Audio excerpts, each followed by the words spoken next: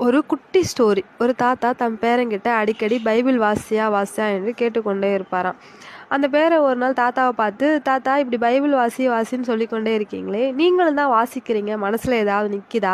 இதை வாசிக்கிறதுனால உங்களுக்கு என்ன பயன் நடந்துச்சு? எதுவுமே இல்லையே, நீங்க அப்படியே தானே இருக்கீங்க அப்படின்னு சொல்லி கேட்டானா.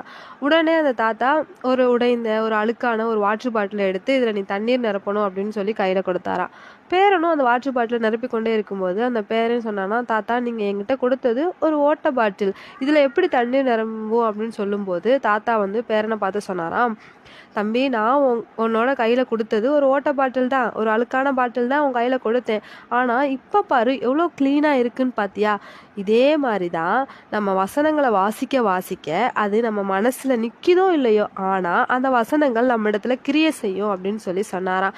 எப்படி அந்த அழுக்கான பாட்டில் வாட்டரை நிரப்ப நிரப்ப அந்த அழுக்கான காரியங்கள் எல்லாவற்றையும் வெளியேற்றி ஒரு சுத்தமான தண்ணீரை பார்க்க முடியுதோ, இதே போலதான் நம்ம இதயத்துல இருக்கிற எல்லா அழுக்குகளையும், எல்லா ஸ்பாவங்கள், நம்ம பாவங்கள், இந்த வசனங்களை வாசிக்க வாசிக்க இந்த வசனங்கள் நம்மளை மாத்தும்னு சொல்லி சொன்னாராம்.